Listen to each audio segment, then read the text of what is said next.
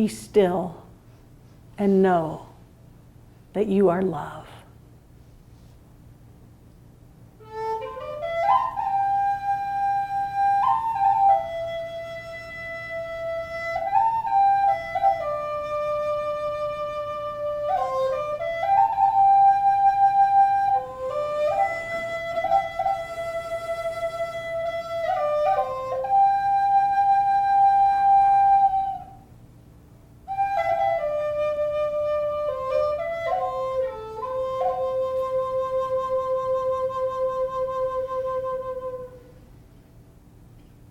Be still and know that you are no longer a slave to your past. And open your heart to the possibility that the future holds.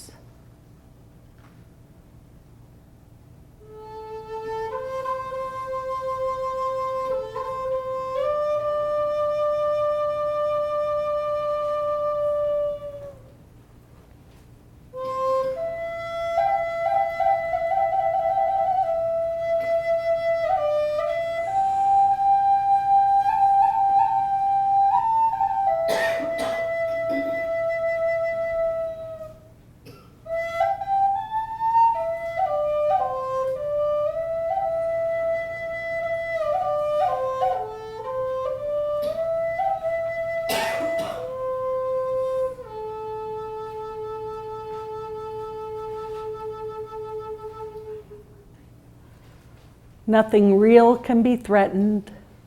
Nothing unreal exists. Herein lies the peace of God.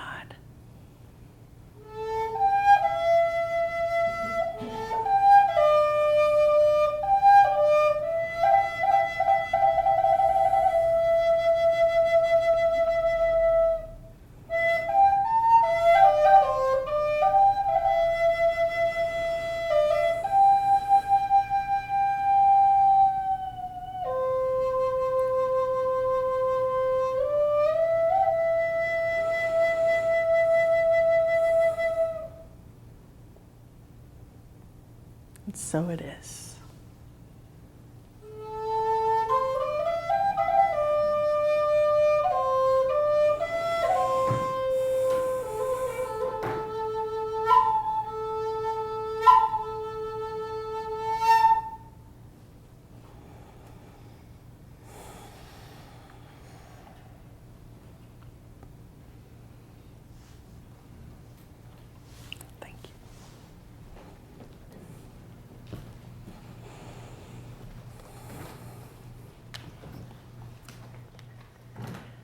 Well, good morning, and today I actually am going to speak a little bit about, how many of you all have read the book, The Four Agreements?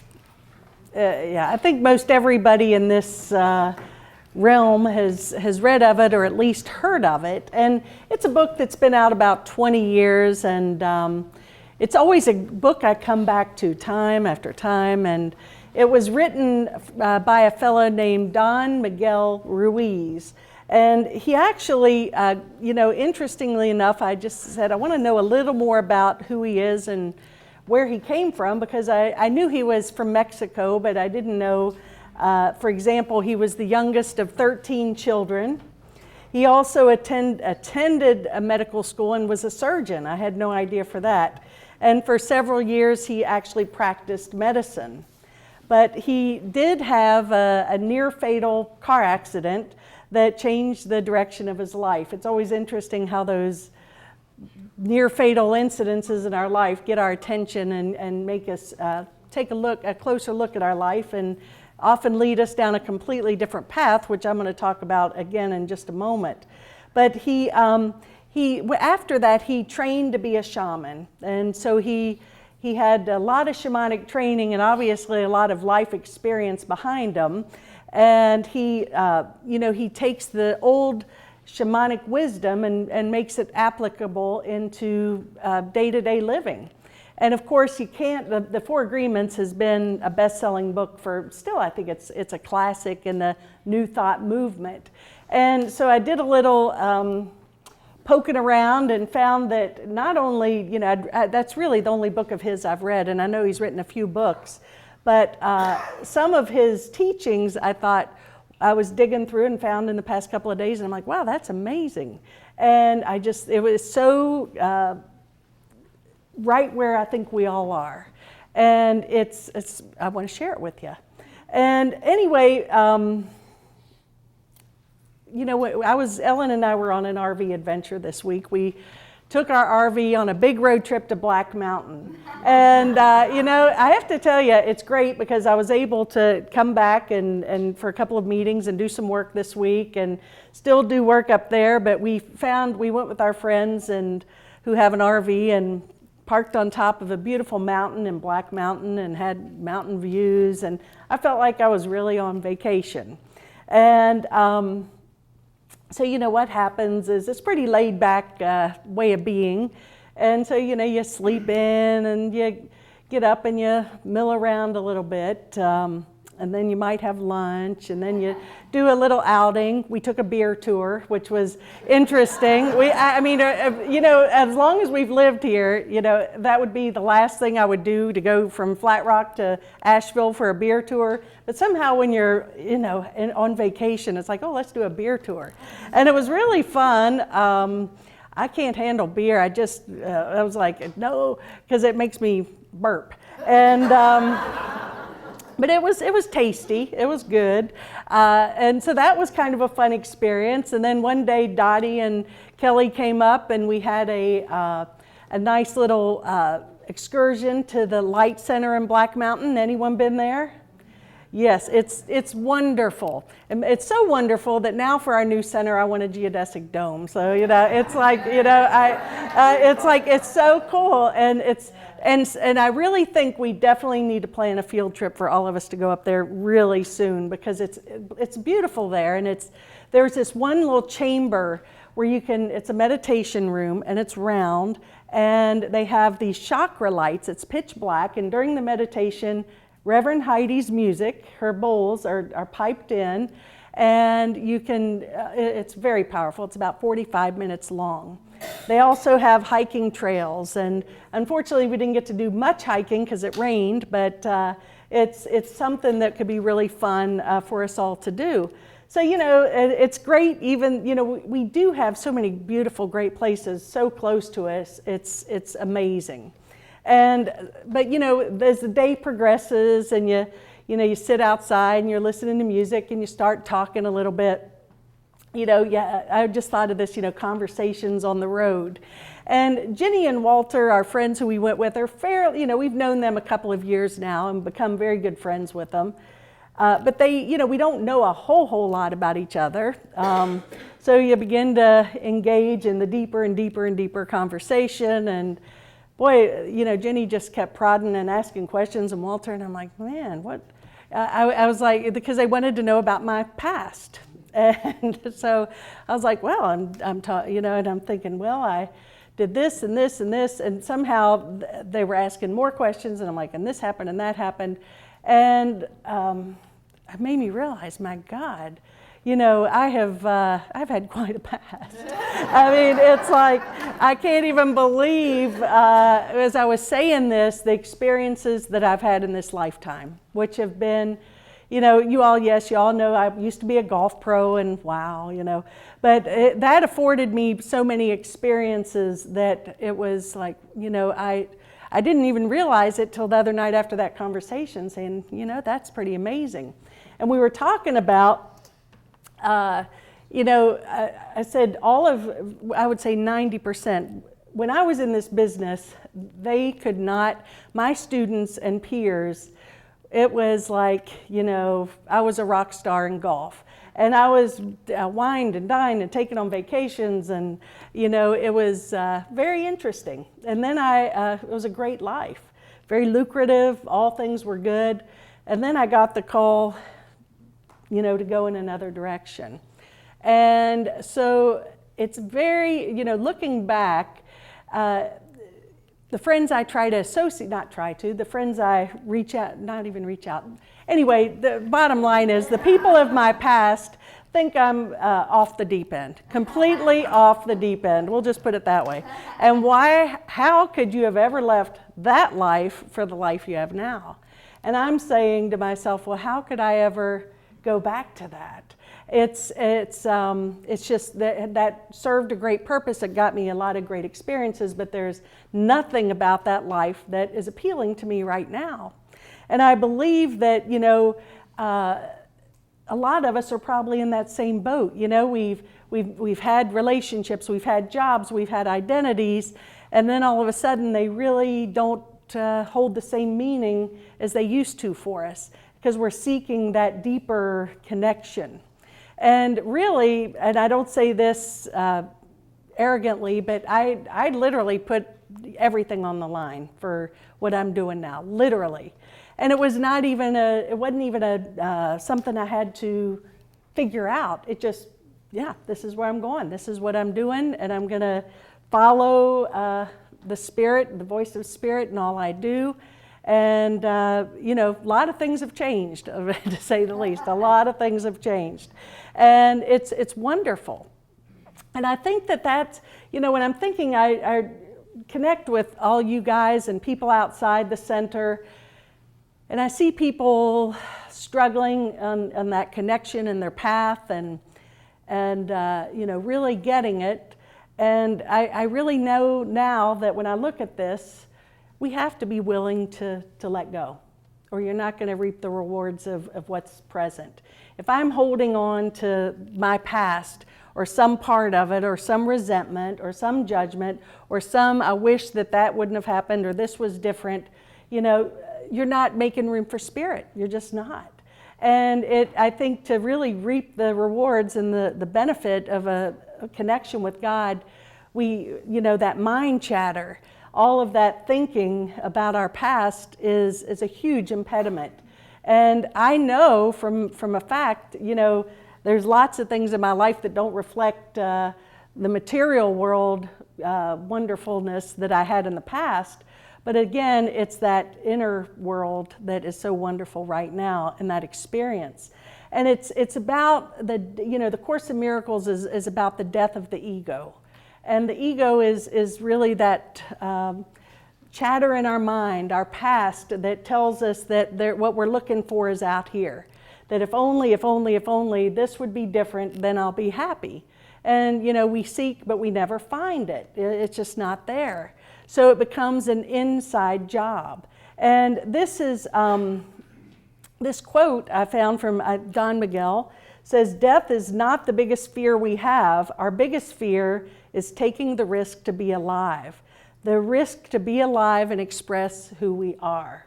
And that's a big risk. It's like, well, I can tell you that, as I said, most of my past friends, with very few exceptions, think I've absolutely jumped off the deep end, and that's okay. It really does not bother me at all, because look at you guys. You all are my life now, and how rich is that? How wonderful is that? I mean, true connection, true friendships. But we have to be willing to die of our old selves to be awakened and alive in the new, in the present moment. And it takes a level of willingness and trust. But either I love what Sandy Sullivan, the gal who does the Tuesday morning class, she says either God is or God isn't. And I mean, isn't that the truth? Either we believe that God is good or we don't. And I believe God is good. I believe that there is a power that is infinitely abundant and joyful and loving, and that's really what we're here to come to know and awaken to. But if I'm too busy picking apart my past or judging someone else, you just might as well put the big roadblock down, because you're never going to find it. And I know that when I'm not at peace, it's because I'm judging myself or pointing my finger at someone else. And I even look at, I'm pretty stubborn. I'm a willful person, and it's like, I dig in, and I think Ellen can agree to that. And but it's also, I was talking to someone this week, and I said, as far as this, the Namaste Center is my life right now. It is what I'm here, without a question, to do. I know it's what I'm here to do. And it is a wonderful experience. And it's also, I know that part of this process is no compromise. And when I say no compromise, I'm not willing to compromise what's the right thing to do to get a new building, to stay open. I mean, and no, we're not closing, we're thriving, we're prospering. I'm just saying, but the bottom line is the bottom line. And so whether it's in our personal lives or in whatever we do, I think in everything we do, am I putting spirit first? And a lot of times, you know, I've noticed in relationships in the past that, you know, there's certain people that come in and they're bite, you know, they just want to pick a fight, you know, they want to stir stuff up, and they like drama. And I used to like drama, you know, it's hey, but you know, you get into the point where that's such a low energy, it's such a waste of energy. And so I don't choose to engage in that. Well, in the past, I would spend a lot of time with people really wanting to convince them that, you know, how about looking at it this way? And you know what, maybe they don't want to. And it's not really my role or your role to change anybody. It's really us taking personal responsibility, putting it all out there, and let the chips fall where they are. Because in the Course in Miracles it says, you know, we're all seeking the universal experience, which is the experience of love, but it may not be at the Namaste Center.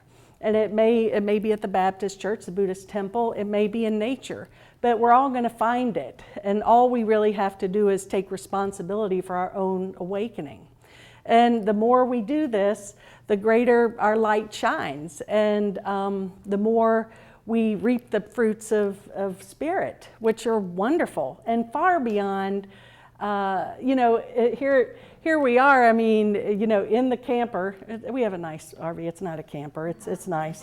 And, but you know, we're sitting here and it's beautiful, we're in nature, and I'm thinking, you know, I would not change. This is as good as, I mean, this is as good as it can get. It's just, it was beautiful, it was a beautiful evening.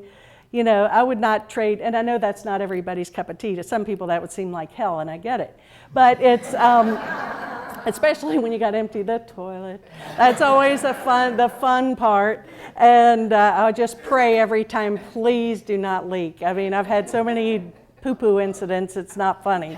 And so I'm always a little nervous going over there. So, but it's been working good lately. But, you know, it's like I wouldn't trade that experience for, you know, the Ritz-Carlton. And some of you guys say, I have good friends that say, no, I'll take the Ritz-Carlton, thank you. And I'm like, cool, go, you know, whatever. But spirit will lead us to where we find our deepest joy and connect us with our true spirit family, which we are a great spirit family here. I mean, everyone is so connected and loving and accepting and walk in the path, you know, really putting it out there.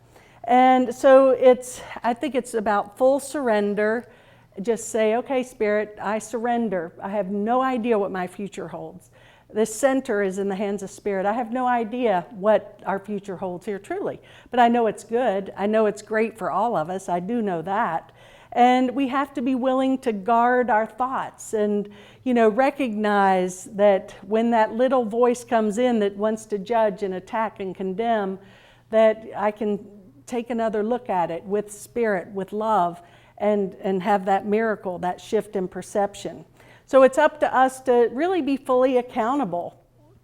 And I think that, you know, words are so powerful. Now, the Course in Miracles says words are symbols of symbols twice removed from the truth. In other words, words are just a means of communication at where we are in our evolution right now. But there is something behind the words that's even more powerful. But so it's really not the words that are the issue, it's the intention and the energy behind it. And you know, there's also a teaching, who we are speaks louder than any words we can say. So it's really, I think, awakening is being in integrity with your words and your actions. And really, you know, your life is your ministry. That's really what it boils down to. But, you know, some of the 4 agreements here are be impeccable with your word, speak with integrity, say only what you mean, avoid using the word to speak against yourself or gossip about others. Use the power of your word in the direction of truth and love. And that's so important because words can hurt. I mean, they really can. And, it's like when your kid, sticks and stones will break your bones, but words will never harm me. Well, that's a nice mantra, but it's also, I think words can be used to harm. And so maybe make that commitment to ourselves. The words I speak are going to be spoken with the intention of healing and union and love and awakening, not to condemn and attack and create separation. Because like it or not, that jerk that you think you're justified to be angry at is right there in your face, mirroring to you an unhealed aspect of yourself. And when you realize that and know that every circumstance and condition in our life is coming for healing, then you're more willing maybe to say, okay, my salvation, my awakening lies in my forgiving this. And forgiving really means that I'm willing to lay down my judgment and my thoughts about how this person needs to be or should be. And of course, we have to include ourselves in that mix. And second agreement, don't make assumptions. Find the courage to ask questions to express what you really want. Communicate with others as clearly as you can to avoid misunderstandings, sadness, and drama. With just this one agreement, you can completely transform your life. And I think, again, clear communication from love. We are in some ways, when we're in our insanity, when we're in our ego mind, we become addicted to drama. And, it's like you notice some people who they have drama and then the next drama comes and it's just the same drama, just with different faces on it or different conditions. And we can step off that wheel. We really can. But we have to be willing to let go of our story and let go of our past. And this one's a big one for me because don't take anything personally. And, nothing others do is because of you.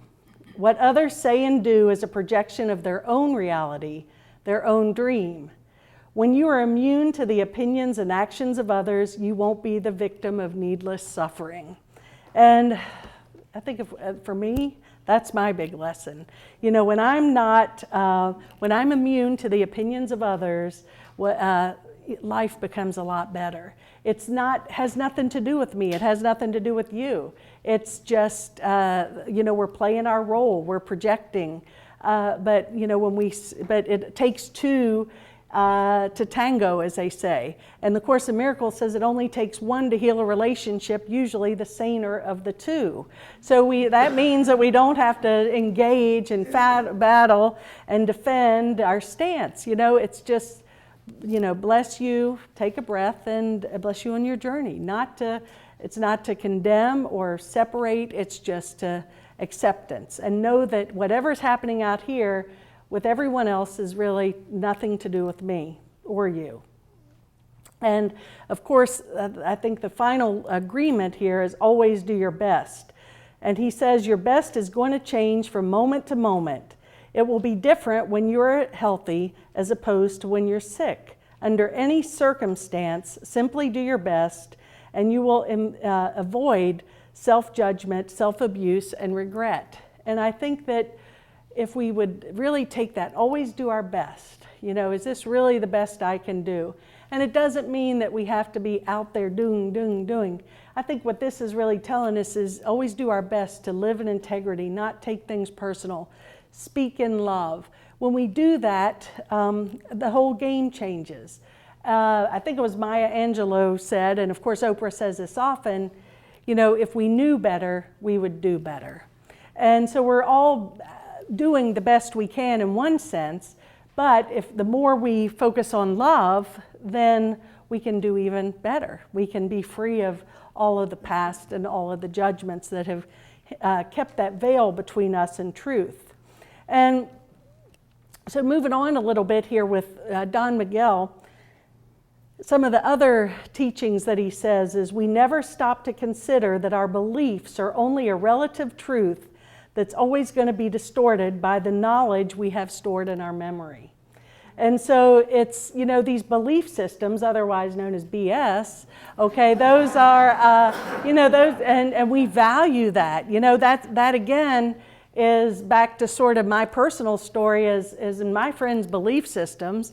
They're like, how can you walked away from this, man? Look at you now, you're doing some weird stuff. I'm like, well, chasing a ball down a fairway around a hole, well, that could be considered weird too. I don't know. But, it's all judgment and it's all good. And golf is a very sacred spiritual game. I'll do that another day. But Golf in the Kingdom, a great book if you've never read it. Fantastic. But, we are a slave to our belief systems, and it's about recognizing that and say, okay, I'm willing to be reborn in every moment. I'm willing to examine every thought and belief I hold about everything. Is this thought making me happy, or is it bringing me down? And are you all familiar with Byron Katie? Well, just a quote she talks about here. She says, "Do your harsh judgments make you happy?" And then she says, "Just checking." And so it's harsh judgments towards ourselves and others. Do those really make you happy? And I can't imagine they would. They don't make me happy. I recognize so fast when I go down that road. But the good news is we always have a choice to do better. We can always take in a breath and begin anew.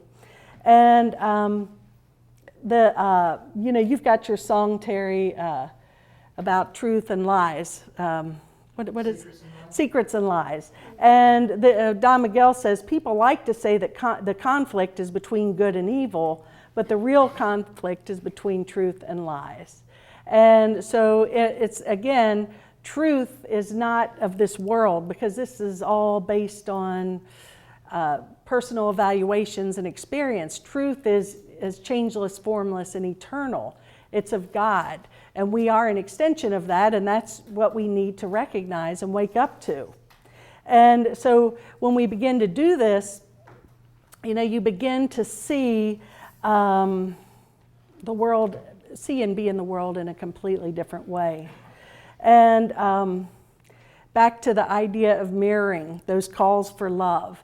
If we really want to take responsibility, and if you really want to heal, we have to examine everything that comes into our life, that mirror, and know that we've attracted that. But it's not a bad thing. It's just a call for love. It's a call for forgiveness. It's about healing that place we've not forgiven yet.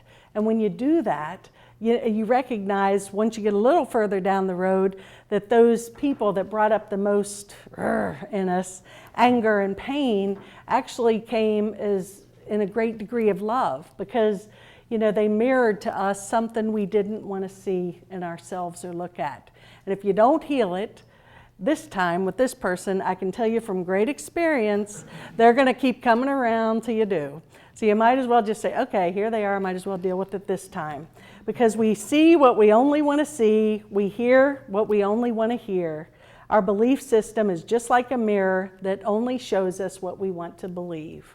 So it's, but I want to believe in love. I want to see love. I want my life to be an expression of spirit. Then guess what? It is. I want to be angry. I want to judge. I want to stay in drama. Guess what? I will.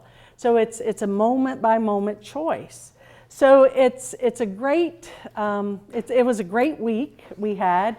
I had many ahas and epiphanies, much gratitude, and a lot of recognition of like, wow, I love my life right now. It's fantastic. And no, that's not perfect in the world's judgment, but it's perfect for me. And the perfection of it is the peace that I'm experiencing.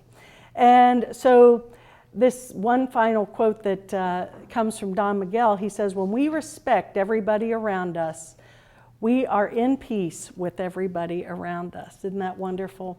So it's about full appreciation for everybody in all conditions. And Just picked this off on Facebook just this morning. So I'll close with this. If it's not true, don't say it. If it's not yours, don't take it. And if it's not right, don't do it. And so it is. Namaste.